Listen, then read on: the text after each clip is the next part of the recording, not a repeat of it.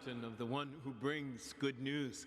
St. Paul uses these words from the prophet Isaiah to talk about the mission of those early apostles, telling the story of Jesus' life, his death, his resurrection, and his ongoing presence among them, celebrating the voices of those who share the good news, who proclaim and witness to Jesus Christ, risen from the dead.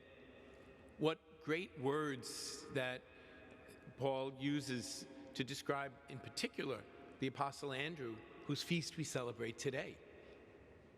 St. Andrew gives us such insight into proclaiming the joy of the gospel and the splendor of truth.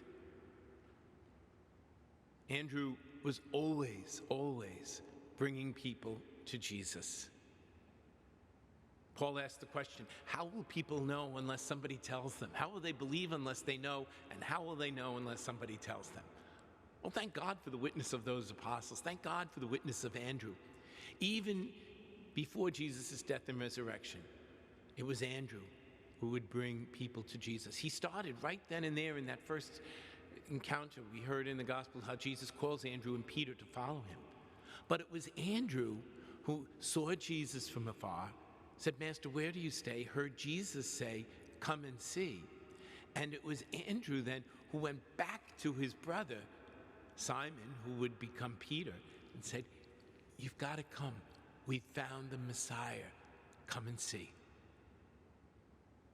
Andrew brought the truth, and he brought the truth of the gospel, and he brought the invitation, come and see.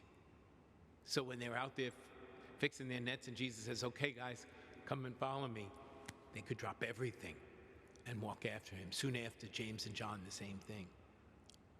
Throughout the gospel, whether it be the Greeks seeking Jesus or the young lad in the story of the multiplication of the loaves and the fish, it was Andrew who brought him to Jesus. And then how many others after Jesus' death and resurrection as an apostle, preacher of the gospel. How beautiful are the feet of the ones who bring good news. Thank God for the mission of the apostles, but thank God for all of those who, through the generations, would proclaim Jesus Christ. Thank God for the missionaries, if you will, the apostles who proclaim to us the good news of Jesus Christ.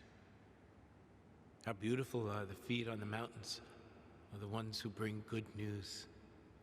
Think of those who inspire you to follow Jesus Christ, who help you to know him better and to love him. And hear that call, "Follow me, and I will make you fishers of men." Follow me and do the same. Invite others to seek Jesus. You know, today marks a complete year of our time being together as the Church of Brooklyn here in Brooklyn and Queens. It was a year ago today. This co-cathedral was filled with people from all over the diocese as we celebrated our unity in faith.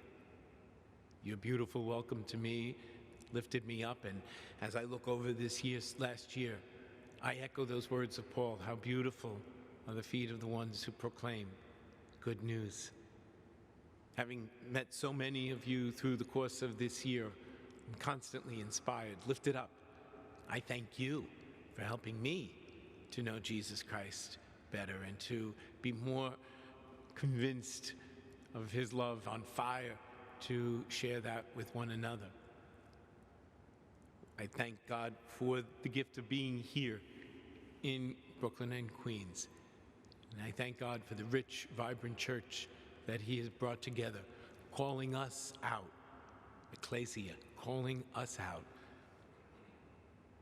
Say, "Come and see and follow me." We hear that call today and continue to pledge ourselves to help one another to see Jesus Christ and to desire to follow him with all our hearts.